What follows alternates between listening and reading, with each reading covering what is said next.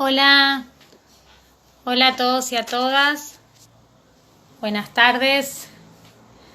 Aquí estamos en el último encuentro de este ciclo Fronteras en Perspectiva, en el que venimos trabajando hace algunos meses con muy destacadas especialistas, investigadoras de CONICET, todas ellas mujeres. Hemos abordado cuestiones vinculadas con la frontera Pampa-Patagonia desde diferentes enfoques disciplinarios, y en este caso tengo el agrado de presentar para el cierre de este ciclo a la historiadora Silvia Rato, la doctora Rato, que va a estar con nosotros aquí compartiendo sus investigaciones en torno a la cuestión fronteras a lo largo del siglo XIX. Así que buenísimo que ya se están sumando, y voy a presentar a Silvia, que ya nos está aquí acompañando.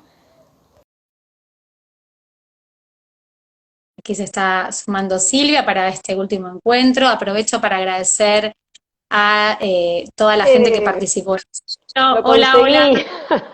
bienvenida, muy ¿Qué bienvenida. haces, Caro? Lo conseguí.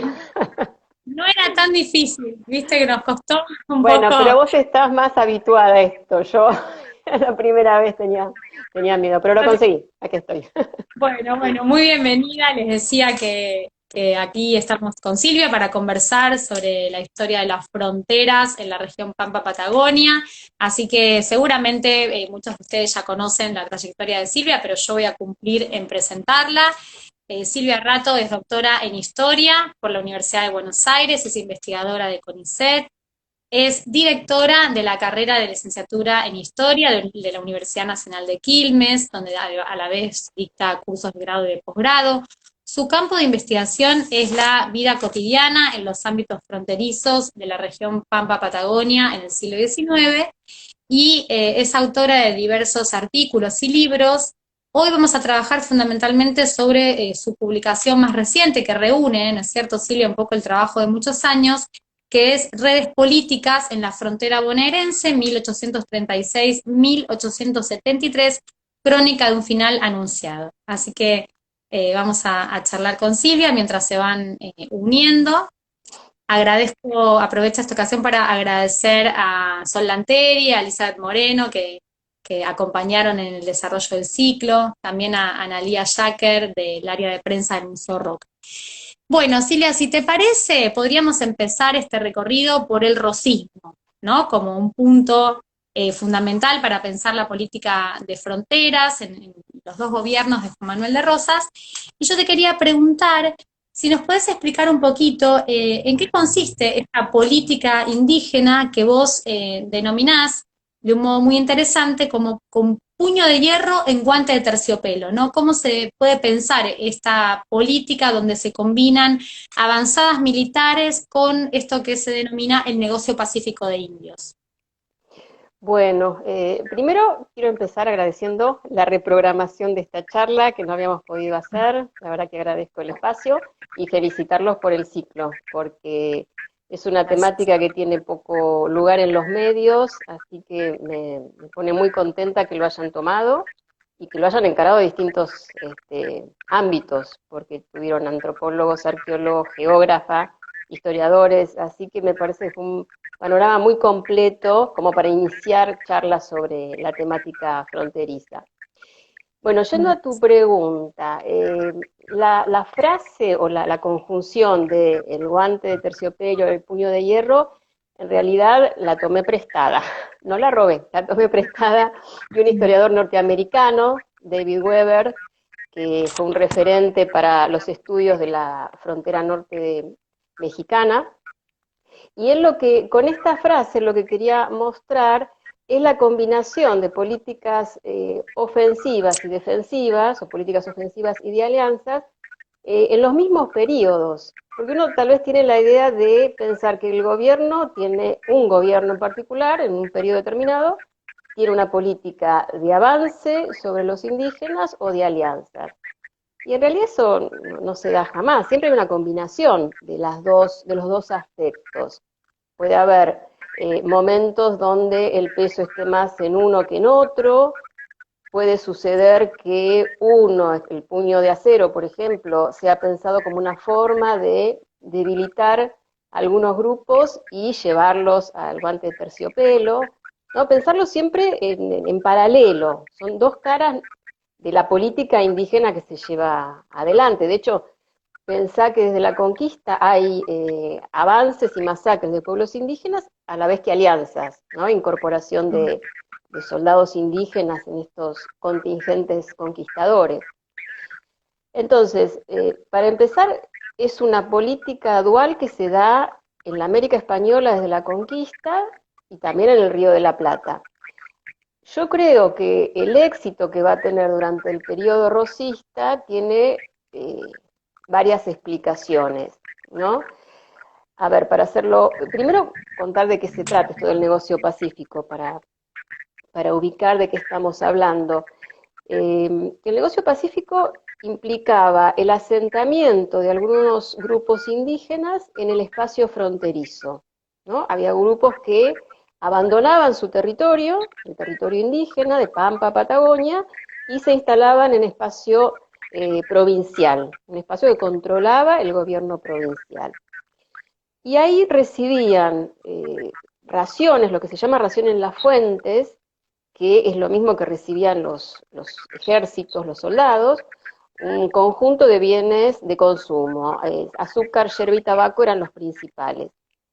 Pero además estos grupos recibían ganado de distinta especie, yegua, erizo, vacuno y lanar. Ahora bien, estos bienes tenían una contraprestación indígena, ¿no? que esperaba el gobierno que hicieran estos grupos por recibir estos bienes. Y fundamentalmente cumplían tareas de defensa de la frontera, ¿no? Era una manera de poner un colchón defensivo de indios que cumplían la tarea de defender el territorio, más adelante de formar, integrar como cuerpos auxiliares el ejército provincial y hacer incursiones en territorio indígena, y en un último momento, ya para la década de 1800, fines de la década de 1830, se incorporaba al ejército provincial para auxiliarlo en conflictos internos de la provincia de Buenos Aires. Esta política, que ya te digo, la política de alianzas es algo viejo, acá funcionó muy bien porque para sostener todo este flujo de bienes a las tolderías era necesario contar con recursos monetarios.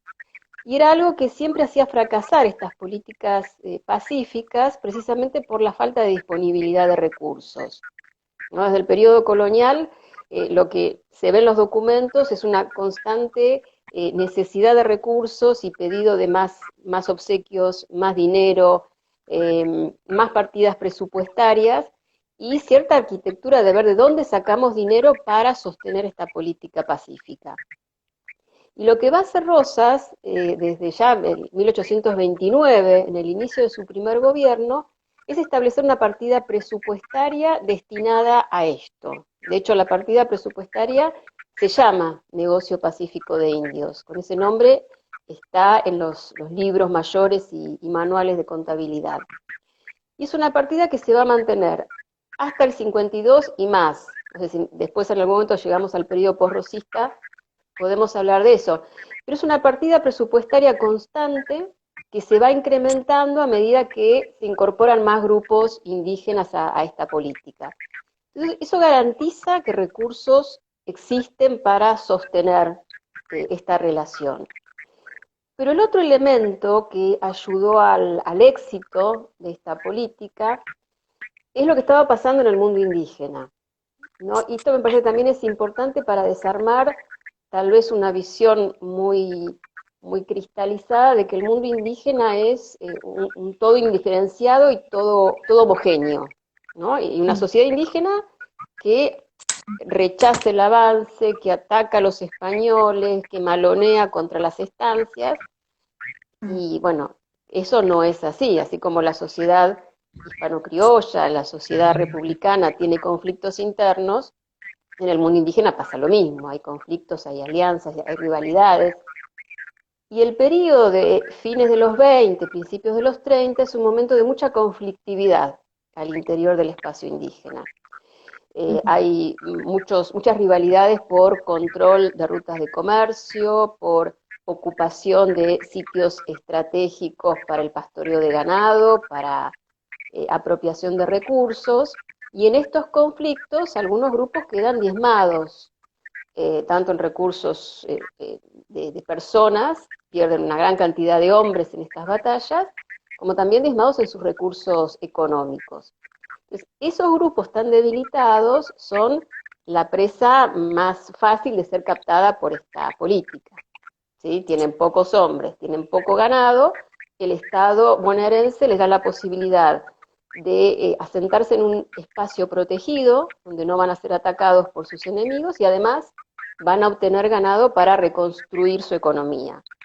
Entonces, la conjunción de las dos cosas, poder tener recursos y encontrar un espacio indígena convulsionado, posibilitó este acuerdo que fue bastante exitoso y repercutió en una muy larga paz en la frontera, sin dejar de lado que la violencia se mantuvo, ¿no? Tampoco quiero plantear la idea de que hubo una paz absoluta del 29 al 52, sino que ya que se siguieron produciendo sublevaciones de indígenas, malones, pero en términos generales se puede hablar de una relativa paz en la frontera. Se podría, a ver, hay un episodio en el periodo rosista que es la campaña al sur de los años 1833 y 34, que puede ser vista como una contradicción a esto que acabo de contar. Pero precisamente entra en esta frase de el puño de acero y el guante de terciopelo, ¿no? Esa campaña del 33 que en realidad no implicó la conquista territorial, no hubo una adquisición de territorios con esa campaña, sino que más bien fue una demostración de fuerza hacia los grupos indígenas. Es cierto que los ejércitos llegaron hasta el río Colorado, pero una vez que se retiraron, los indígenas volvieron a ocupar el territorio. Entonces, lo que posibilitó esa campaña fue que más grupos intentaran acercarse al gobierno y pactar las paces, ¿no? En ese sentido me parece que esta unión, ¿no? del guante y del puño explica de manera bastante gráfica la combinación de estas dos políticas que, insisto, van cambiando en cuanto a su peso relativo en distintos momentos, ¿no? Bien.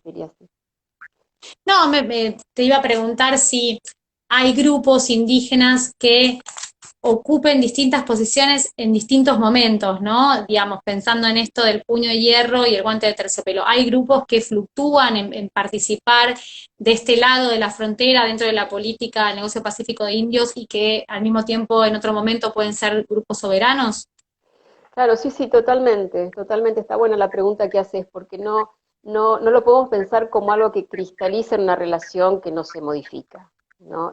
Esto lo trabajó mucho también Ingrid de Jong, una antropóloga que trabajó mucho más la segunda mitad del 19, pero también hicimos algo juntas sobre Calfucurá para el periodo previo. El pacto con estos grupos no es un pacto firmado con sangre, como ningún pacto, ninguna alianza. En la medida en que las exigencias del gobierno son mayores o que las raciones empiezan a escasear, lo que se producen son sublevaciones. Entonces grupos que estaban asentados tranquilamente levantan los toldos y vuelven al territorio indígena y pasan a la confrontación. Eso es algo que también sucede. Yo te diría que se percibe más hacia el final del periodo rosista que al inicio. Al inicio es el periodo de mayor despliegue y de mayor efectividad, pero también precisamente porque el territorio indígena está muy convulsionado, ¿no? Cuando se empieza a aquietar la situación en el espacio indígena, ya está la posibilidad de retornar y armar alianzas al interior del espacio indígena y no tanto en subordinación al gobierno bonaerense. ¿Sí? ¿Se entiende? Pero lo que marcas está muy bien, no son alianzas que perduran en el tiempo, sino que se van cambiando en función de la posición de las dos partes, ¿no? Y de lo que exige cada una de la otra. Eso es así. Bien, bueno. Es muy claro lo que planteas entonces respecto al rosismo. Aprovecho que mencionaste a Ingrid de Jong para agradecer a Ingrid porque ella Ha colaborado mucho con el museo en el desarrollo de un documental que realizamos que se llama La trama de la frontera, donde la entrevistamos y ella conversó sobre sus investigaciones y también colaboró con nosotros en el desarrollo de nuestra exposición. Así que agradezco, aprovechando que mencionaste sus trabajos. Y un poco pensando en el periodo posterior, Silvia, a la caída de Rosas en Caseros y bueno, toda la convulsión política que esto va a generar, vos decís muy bien, no inmediatamente, pero sí con el paso del tiempo en la política de fronteras. Y vos explicás cómo se empiezan a cruzar, ¿no es cierto?, los conflictos políticos propios del vínculo entre lo que va a ser el Estado de Buenos Aires y esta emergencia de la Confederación con la figura de Justo José Urquiza como líder, cómo esas relaciones con esa complejidad se van a cruzar con la política indígena y también se van a desarrollar desde las agrupaciones indígenas, ¿no es cierto?, nuevas estrategias en torno a cómo vincularse con estas dos nuevas conformaciones políticas. ¿Nos podés contar un poquito sobre eso y en ese marco sobre la figura de Calfucurá como líder indígena? Bueno, es mucho, es mucho todo junto. Lo que puedas. No, porque sabes que estaba pensando, para entender bien el post 55 habría que irse un poquito atrás al final del rosismo. Así que Bien. bueno, va a ser una respuesta en partes. Si me llego a olvidar de algo, vos decime.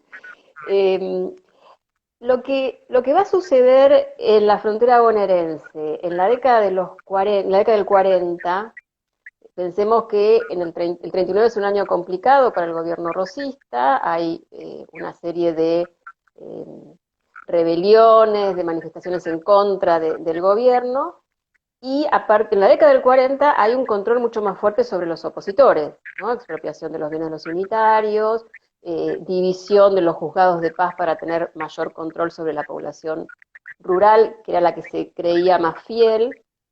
Y este cambio y este mayor control también va a llegar a la política indígena. De la siguiente manera, si durante la década del 30 la política estaba centralizada en Rosas, Rosas era la cabeza que controlaba todo, y es así, la cantidad de documentación y correspondencia de Rosas en todos los ámbitos, ¿no? Pero en el caso de la cuestión indígena, todo pasaba por sus manos, todo pasaba por su visto bueno o por su crítica, pero no se podía tomar ninguna decisión si no era consensuada o comentada con Rosas. A partir del 40, en primer lugar, hay una prohibición de que los indígenas lleguen a la ciudad de Buenos Aires, que era un lugar que frecuentaban por cuestiones de comercio. Básicamente, había lugares de comercio en la ciudad de Buenos Aires donde había partidas indígenas que llevaban sus productos. Entre paréntesis, había también un hospital en diagonal a la iglesia de la Piedad en la ciudad de Buenos Aires, donde eran hospedados fundamentalmente los jefes más importantes. Entonces, se prohíbe que los indígenas lleguen a la ciudad de Buenos Aires y se va a empezar a mediatizar la relación. ¿Qué significaría esto? Ya no va a tener la centralidad Rosas en la gestión de la política indígena, sino que se va a ir regionalizando, localizando en distintos espacios de frontera. Entonces, en esos espacios de frontera, los líderes étnicos se van a relacionar con jefes militares, jueces de paz locales. Se van armando cadenas de lealtades o de relaciones en estos espacios fronterizos. En Junín, en Azul, en Bahía Blanca, ¿no? Se va fragmentando la política indígena. ¿Por qué digo que esto es importante para lo que venga? Algo que no se trabajó, pero que sería interesante profundizar o analizar en detalle, es por qué en el 52 todos estos lanceros indígenas que supuestamente tenían una relación de fidelidad y vertical con respecto a Rosas, no disputaron la batalla de Caseros con más fuerza. La documentación lo que dice es que al primer problema los indígenas volvieron las tolderías y arrasaron con ganado. Entonces, ¿qué pasó ahí? ¿Por qué actuaron diferente al 39, donde fueron una fuerza esencial para reprimir la rebelión de los estancieros? Acá parecería que no, que rápidamente quisieron cuidar sus espaldas y retornaron a sus asentamientos. Una explicación puede tener que ver con esto, con esta fragmentación y esta localización de las relaciones personales. Y esto se va a ver más en este periodo de separación, Confederación Estado de Buenos Aires, cuando no estén los distintos grupos apoyando al gobierno de Buenos Aires. ¿Se entiende? No es que cambian las figuras y sigue apoyándose el gobierno de Buenos Aires.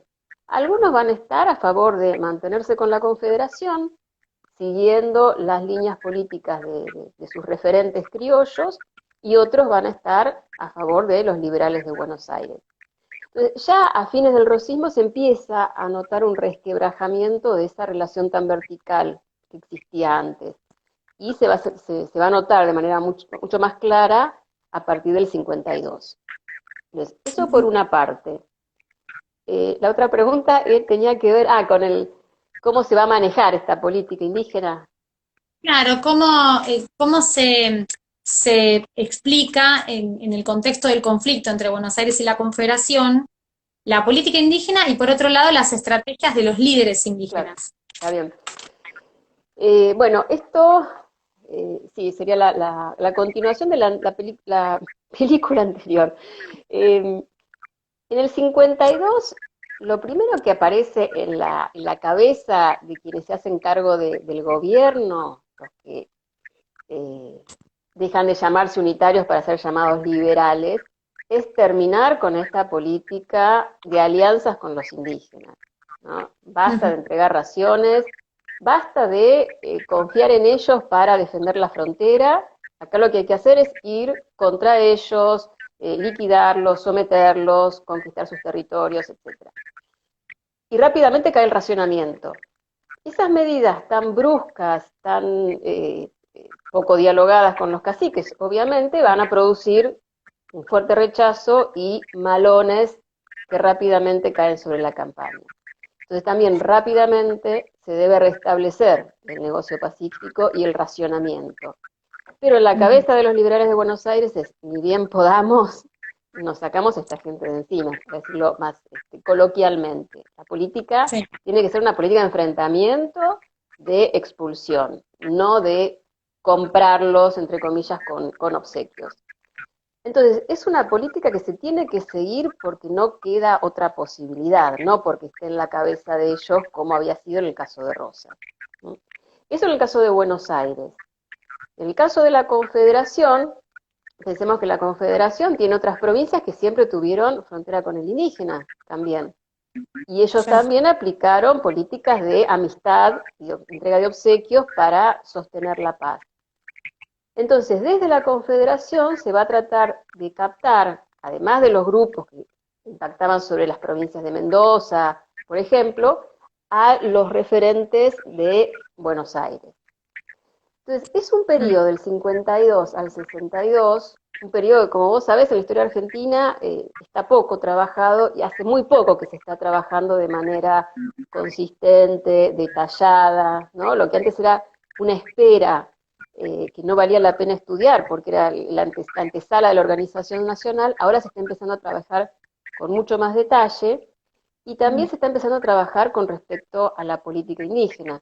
Porque lo que tenemos ahí es dos poderes estatales que en este periodo de 10 años van a competir por lograr la alianza de los principales jefes nativos de Pampa Patagonia.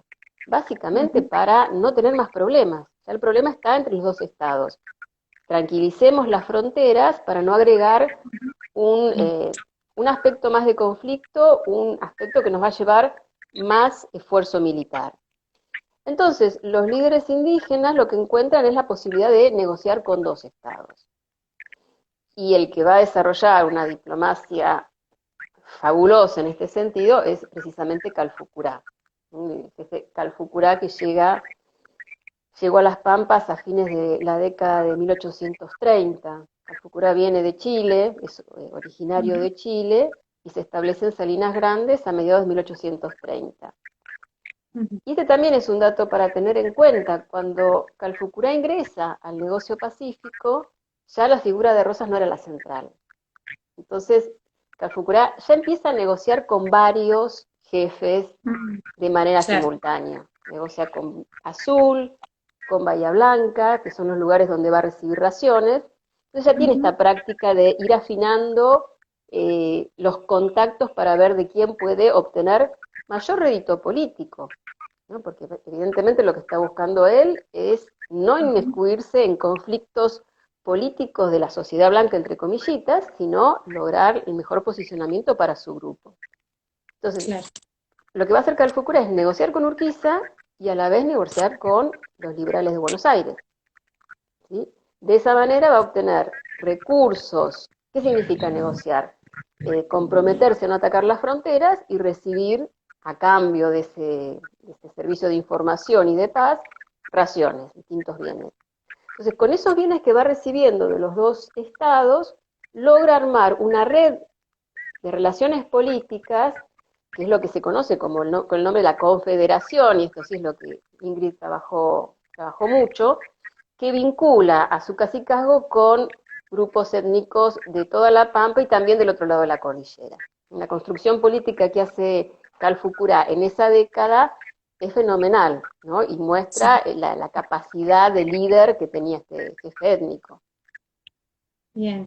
Claro, una política que se devela muy exitosa, ¿no? Por momentos, periodos bastante importantes que después se va a ir complicando con cosas que te voy a preguntar también.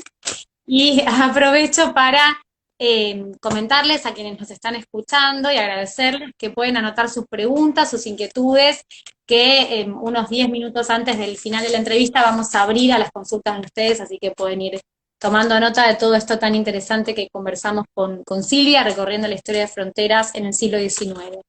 Y un poco pensando, bueno, por un lado en estas formas de negociación, estas estrategias, estos vínculos, ¿no? Entre las agrupaciones indígenas, sus líderes y la sociedad, como vos decís, muy entre comillas, blanca. ¿Qué pasa con esto de la cara pacífica de estas relaciones interétnicas, ¿no? Por un lado, a nivel estatal, la cuestión de la diplomacia, pero por el otro lado, estas relaciones como más micro en esa sociedad de frontera, ¿no? Donde todo el tiempo se dan estas vinculaciones, sabemos que la frontera no es un muro, sino es un espacio de intercambios culturales, comerciales, etcétera.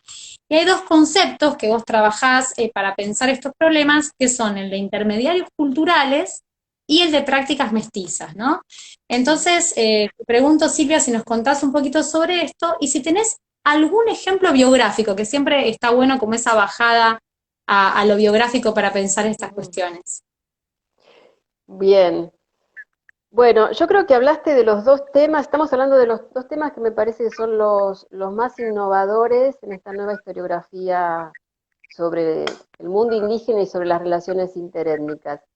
Por un lado, el que acabamos de hablar sobre las construcciones políticas que hacen los líderes indígenas, ¿no? Justamente para romper esta idea de que el mundo indígena es algo indiferenciado, que no tiene, como dicen las fuentes, ni política ni religión, ¿no? Entonces está empezando a reconstruir cómo algunos líderes arman sus espacios de poder y construyen diplomáticamente relaciones al interior del mundo indígena y también con las autoridades criollas, hispano-criollas.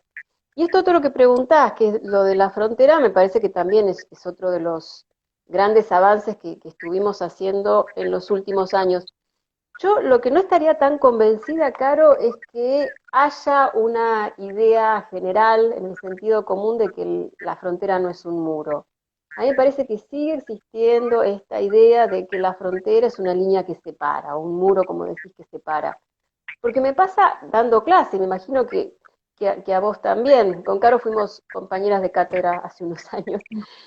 A mí me sigue pasando cuando retomo el tema o planteo el tema de los indígenas, que se sigue pensando la frontera como una línea divisoria entre la civilización y la barbarie, ¿no? La dicotomía sarmentina yo creo que marcó a fuego esta idea y todavía sigue estando presente esta idea de separación. Eh, y si pensamos los mapas, bueno, justamente Carla estuvo hace unas semanas con ustedes y planteó claramente, el mapa es una construcción ideológica, el mapa quiere mostrar algo, no es la realidad, sino lo que se quiere mostrar.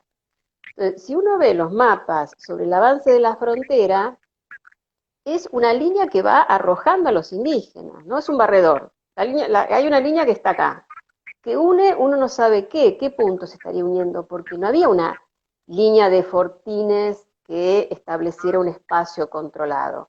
Pero la línea va avanzando y a medida que avanza expulsa a los indígenas, no queda nada detrás. Y bueno, la realidad no era así. Eh, por ejemplo, pensemos en 1828, ponele que es un año en que se funda lo que va a ser Bahía Blanca, la Fortaleza Protectora Argentina, Junín y un poco más tarde Azul. Entonces, si nosotros quisiéramos pensarlo en términos de línea, tenemos de Junín pasamos a Azul y de Azul a Bahía Blanca.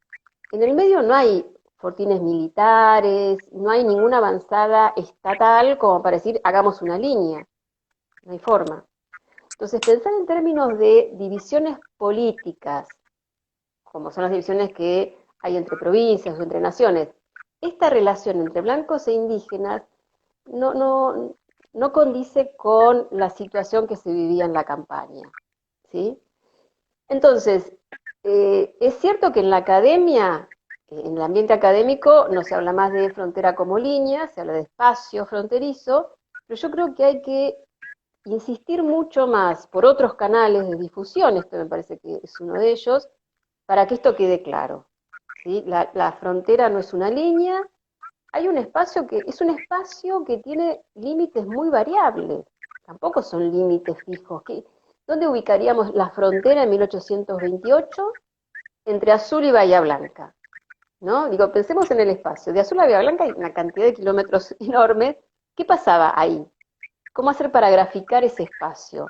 Un espacio de convivencia, de violencia también, indudablemente, pero también de mucha gente mezclada, ¿no? Y en esa gente mezclada no solamente indígenas y criollos, sino dentro de la sociedad criolla, mestizos, migrantes del interior, afrodescendientes. Entonces, hay una gran diversidad social dentro del mundo fronterizo. Eso para empezar, ¿no? Tratar de imaginar el espacio. Digo, aún hoy, si uno va a Mar del Plata, va por la Ruta 2 y ve esas enormes planicies, pensar cómo en el siglo XIX se marcaría un lado y otro. No hay forma, es imposible. Ahí la gente circulaba, ¿sí? Bueno, espérame, esto en términos generales. Después, ¿cómo se vivía en la frontera? Bueno, yo comenté recién que había partidas de comercio que llegaban a la ciudad de Buenos Aires. Tenés infiltrados, Caro. Perdón, tengo un hijo de 10 años que está estudiando el rosismo, entonces yo lo invité a que te venga a escuchar y se vino a sumar. Ya, Paréntesis. ya pasamos el rosismo. Contar. No, decía esto de cómo se vive en la frontera, me decías. Eh, Además de la violencia, eso lo dejamos de lado, en la frontera, en el espacio fronterizo se comerciaba. Básicamente la primera relación o la más nítida relación pacífica entre los pobladores era el comercio.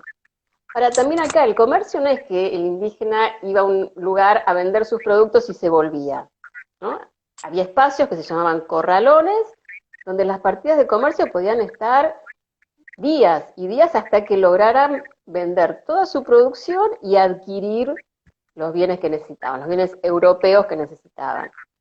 Entonces, durante esa temporada convivían, dialogaban, tenían actividad, interactuaban con la población criolla. Otra relación pacífica era la contratación en estancias como peones. Y acá también el trabajador no iba y volvía a las tolderías, iba con sus tolos y su familia y se instalaba en las estancias. Entonces, estas relaciones, no unas relaciones que podemos pensar episódicas, implicaban una movilización, un asentamiento y una convivencia durante una temporada, ¿sí?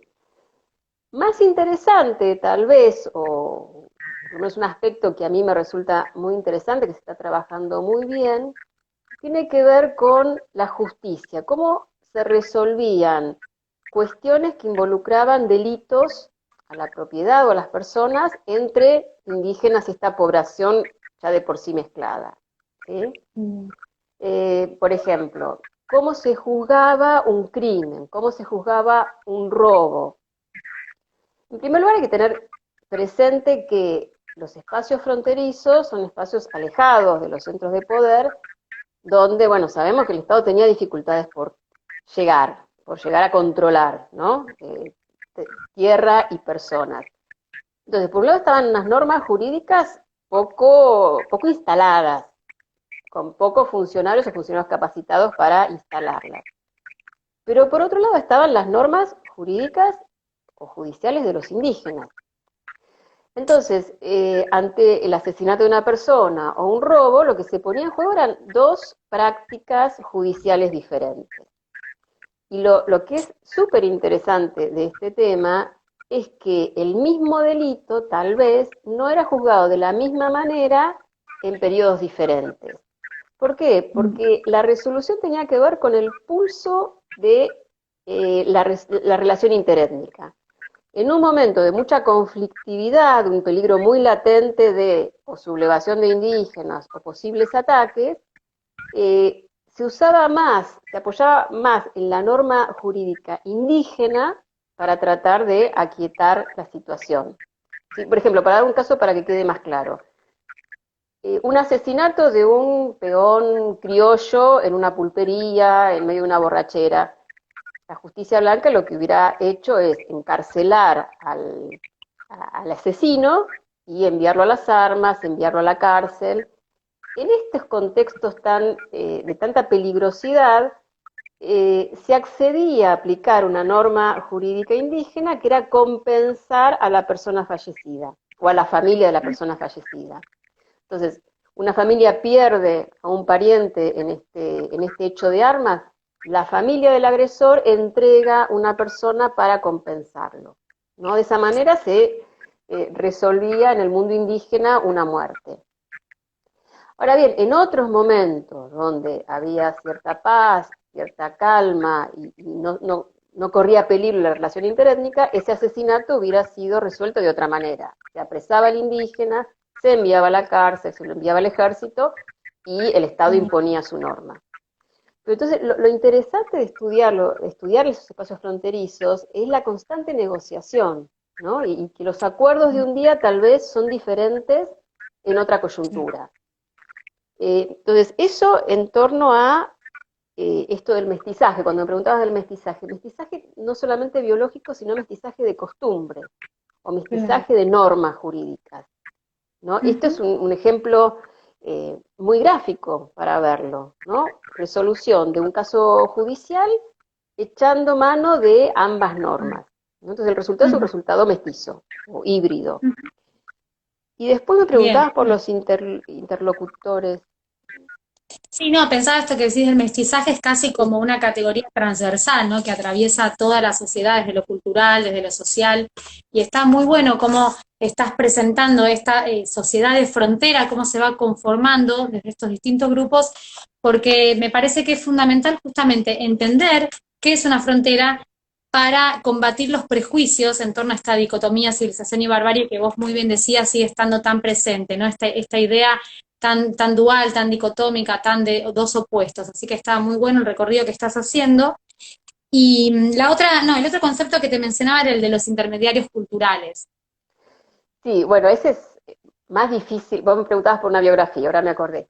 Es mucho más difícil de organizar una biografía. ¿Por qué? Primero porque los espacios fronterizos, espacios periféricos, producen menos documentación que las áreas centrales. Eso es así, no hay tantos escritos. Y por otro lado, estos intermediarios son sectores subalternos, que en la mayoría de los casos son analfabetos, o sea que tampoco producen sus documentos. Tenemos una doble dificultad para acercarnos a ellos.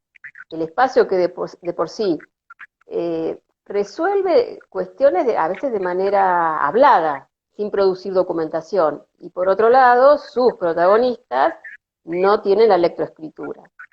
Así todo, es posible hacerlo.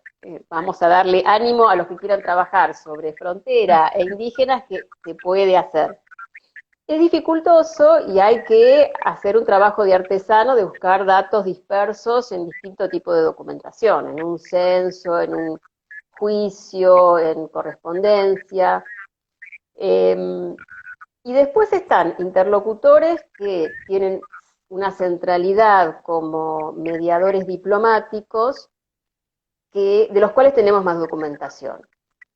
Por ejemplo, te voy a dar dos casos. En el periodo colonial, esto es periodo tardo colonial, un cautivo de la sociedad bonaerense que es tomado prisionero y está varios años en las tolderías, no me puedo acordar cuántos años.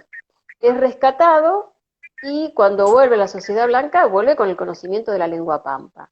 Y esto pasa habitualmente entre los cautivos. Los cautivos adquieren la lengua indígena y al volver son tomados como lenguaraces, ¿no? Adquieren la categoría de lenguaraces, cobran un sueldo como lenguaraces y participan en las reuniones diplomáticas. Y este buen Blas Pedrosa, además de conocerlo porque se le rescató y se lo nombró, por suerte se peleó con otro pulpero de la ciudad de Buenos Aires y produjo un juicio muy importante.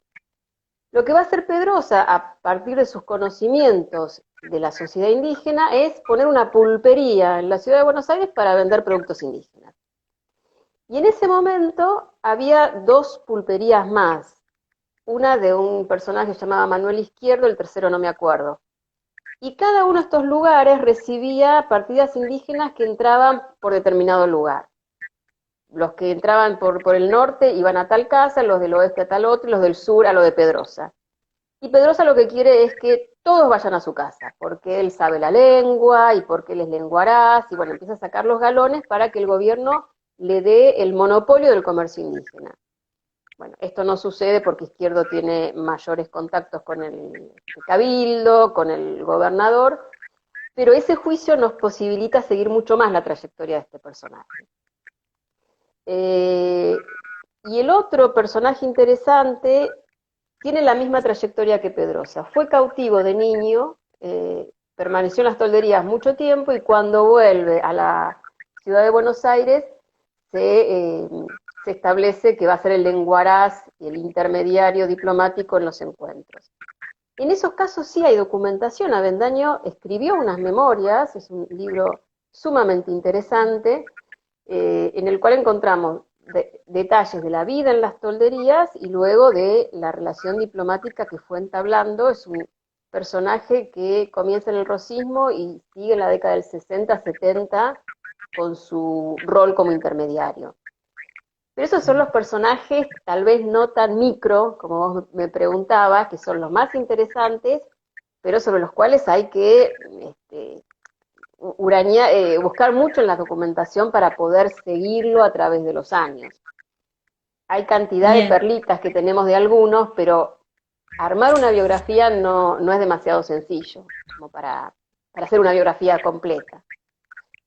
Bueno, pero me encanta, muy interesante estas historias que contás, ¿no? Estos personajes que cruzan a uno y otro lado y van conformando sus trayectorias vitales, también han sido materia de la literatura, ¿no? Porque producen como fascinación. Y tenemos poquito tiempo y tengo muchas preguntas, así que todas las preguntas no van a entrar. Así que voy a saltear algunas que tenía pensadas para concentrarme en las dos últimas que me parecen fundamentales, ¿no? Por un lado es esto de qué sucede con los procesos posteriores, ¿no? Cuando hablamos del periodo que conocemos como de organización nacional, ¿no? Y esto que vos hablás de una política de nacionalización de las fronteras, con un avance cada vez mayor de la militarización en la relación del Estado con las agrupaciones indígenas, que de algún modo culmina, ¿verdad?, con la mal llamada conquista del desierto, liderada por Julio Argentino Roca en el gobierno de Avellaneda, ¿no? A ver si nos puedes contar ese periplo que es sumamente complejo, pero a ver si podemos, con tu ayuda, pensarlo, aprovechando este encuentro con vos, Silvia. Bueno, yo me remontaría a lo que te decía de post 52, ¿no? Con esta idea de los liberales de Buenos Aires de cortar con la relación pacífica y avanzar. Algo que no se pudo hacer por la reacción indígena, no se pudo hacer por la confrontación con la Confederación, y luego de la Organización Nacional, de la Unión, mejor dicho, en el 62, no se va a poder hacer por el conflicto con los caudillos del interior y luego la guerra del Paraguay. Entonces, si bien desde el 52 existe la idea de hay que terminar con esta, lo que empieza a llamarse frontera interior, ¿no? Este también es un concepto muy interesante.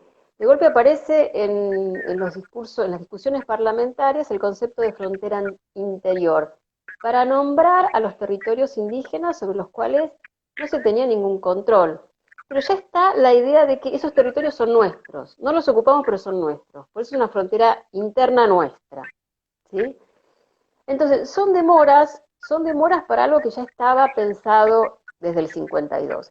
Y en la medida, una vez que se termina la guerra del Paraguay y se pueden concentrar todos los recursos militares y económicos al avance de las fronteras, ahí se va sin ningún interés en seguir negociando. Hay una frase de un coronel del ejército, que es Cornell, que es muy gráfica en ese sentido, en la década de 1860, entretener la paz mientras hacemos la guerra. Es decir, se siguen haciendo negociaciones de paz, se siguen firmando tratados, pero la mira ya está puesta en vamos a conquistar el territorio. Y eso recién se va a poder hacer cuando se liberen otros frentes de conflicto importantes como fueron las montoneras del interior y el Paraguay. Y ahí, bueno, hay consenso en seguir avanzando, y Roca tiene el expertise de haber sido comandante de frontera de Mendoza, de Córdoba, perdón, entonces ya tiene el conocimiento de cómo avanzar sobre el territorio indígena. Nuevamente, acá no hay que dejar de tener en cuenta que en el ejército va a haber unidades indígenas que van a estar conectadas con el Ejército Nacional, ¿no? Esta idea de las alianzas indígenas se mantiene en este periodo y forman parte de la avanzada sobre el territorio. No me parece que me olvidé de algo de tu pregunta. Son preguntas muy largas, Caro. Me pierdo. Son preguntas que quedarían para un Instagram vivo cada una. Pero un Sí. poco era eso, lo que estabas comentando, de cómo este proceso de nacionalización de la frontera va haciendo que el Estado Nacional se concentre en una política militar que tiene como su, si se quiere, como su cierre en esa avanzada violenta de la campaña mal llamada del desierto con el liderazgo de Roca, ¿no? Ese era un poco como el recorrido de la pregunta. Y por último, Silvia, querría preguntarte, a ver si nos queda un poquito de lugar para alguna de las inquietudes que nos están acercando, que de todas maneras algunas yo las he ido retomando en la conversación. Quería preguntarte sobre algo que hablamos un poquito al pasar, que fue esto del terreno de las representaciones, ¿no? Vos, además de tu trabajo de investigación de tema histórico, también has trabajado mucho cuestiones historiográficas, ¿no? Esto de cómo se construye sentido en torno a las representaciones acerca de lo indígena, acerca de esta dicotomía, ¿no? Que pone al indígena del lado de la barbarie, del desierto. Digo, si bien ha habido muchas transformaciones muy saludables, tanto desde la investigación como desde el sentido común, hay muchas de estas representaciones que están muy instaladas y hay algo que tiene que ver con los museos. Los museos tenemos que hacernos cargo de cómo hemos contribuido históricamente a el desarrollo de estas representaciones, estas miradas en torno a las agrupaciones indígenas, a la historia indígena y de fronteras, tanto en los museos de historia natural como en los museos, los antiguamente llamados de historia natural, como en los museos de historia, ¿no? Como artefactos culturales digo que son grandes constructores de representaciones y que hoy nos estamos en muchos museos replanteando todas estas cuestiones, tanto desde la narrativa como desde la construcción del patrimonio, ¿no? Un patrimonio que muchas veces ha sido construido a partir del despojo a esas sociedades indígenas. Bueno, entonces un poco estas preguntas y querría que nos cuentes también de este proceso de restitución de los restos de Calfucurá en el que has participado junto a una comisión de académicos y que nos cuentes un poquito sobre eso.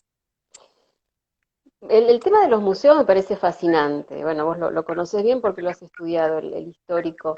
Los museos aparecen como vos sabés, instituciones para crear ideología, ¿no? A fines del 19, los museos estatales y las colecciones que se deciden exhibir en esos museos forman parte de el imaginario que se tiene sobre lo que debe ser el Estado. En la cuestión indígena hay dos cuadros que marcan de manera muy clara qué es lo que se quiere mostrar del indígena, que es esta idea de la barbarie indígena y la civilización blanca y la civilización del ejército nacional. Uno es ese cuadro inmenso que tiene un nombre muy largo, pero se conoce básicamente como la conquista del desierto, ¿no? Es esa imagen que aparecía en los billetes de 100 hasta hace poco, que tiene en el centro de la imagen a la plana mayor del ejército y a los costados, pero muy subordinado, a los indígenas prisioneros, a los científicos y a los curas. Entonces, esa es una imagen muy fuerte para mostrar, este es el ejército que ha logrado vencer a estos indígenas prisioneros que tenemos acá al costado. Y el otro cuadro también muy grande, muy fuerte visualmente, es el rapto de la cautiva, que tiene en el centro a un indígena en un caballo oscuro con una cautiva blanca, de una enorme blancura, cosa difícil de pensar en una mujer de la campaña, ¿no? Donde ya hablamos de la población era mestiza, mezclada, y este indígena tiene a su vez, o el indígena que está al lado, una cruz que simbolizaría el saqueo de una iglesia. Entonces, ese cuadro muestra toda la barbarie indígena. Se roban mujeres, profanan iglesias.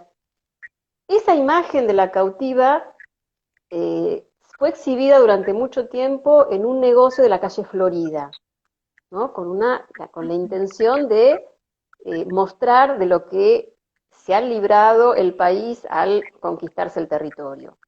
Entonces, estos dos cuadros a mí me parece que son muy representativos, fueron hechos por encargo, muy representativos de lo que se quería mostrar de la sociedad indígena.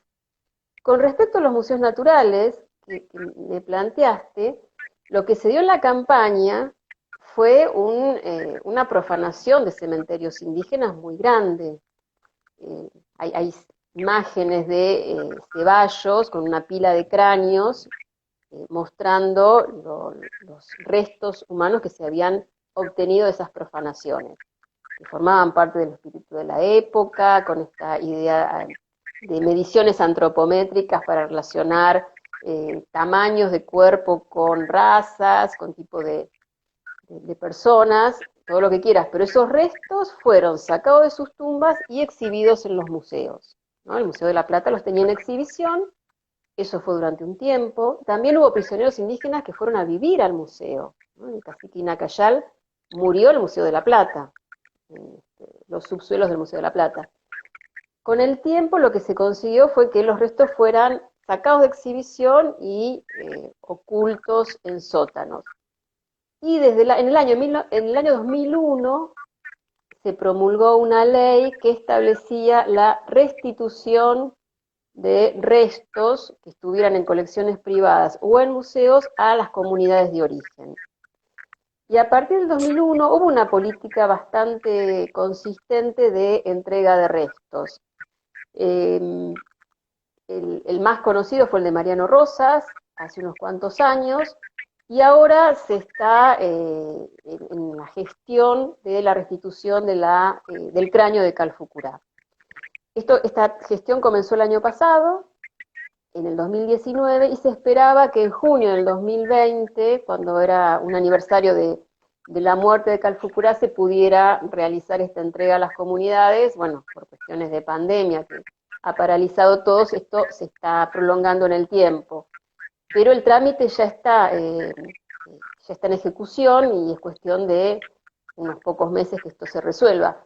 Lo que está discutiéndose ahora es el destino que van a tener esos restos, porque la familia lo quiere tener en su comunidad, y hay otras dos comunidades que se están disputando, pero la política de restitución fue efectiva y esto está por resolverse en poco tiempo.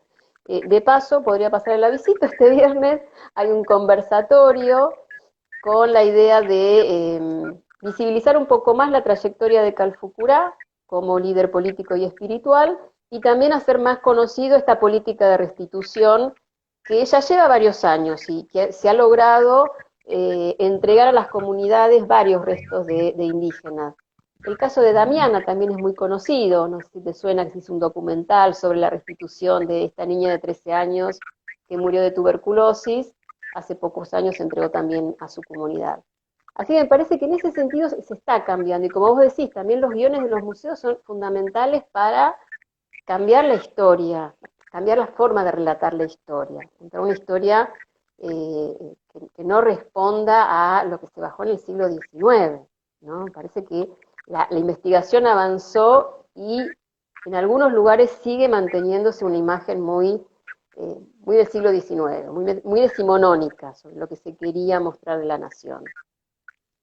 Bien, bueno, desde el museo celebramos la restitución de los restos de Calfucurá, está buenísimo todo el trabajo que hicieron, y fíjate qué importante es actuar desde los dos lugares, ¿no? Desde la legislación y también desde la transformación de las prácticas culturales, como para poder repensar estas cuestiones y repensar esa idea de patrimonio en los museos y que, bueno, se puedan dar estos procesos que son fundamentales. Hace poquito también acompañamos cuando fue el acto de restitución de los restos de Catriel, así que muy importante que vayan sucediendo estos acontecimientos y vamos a acompañar la presentación que recién mencionaste, Silvia.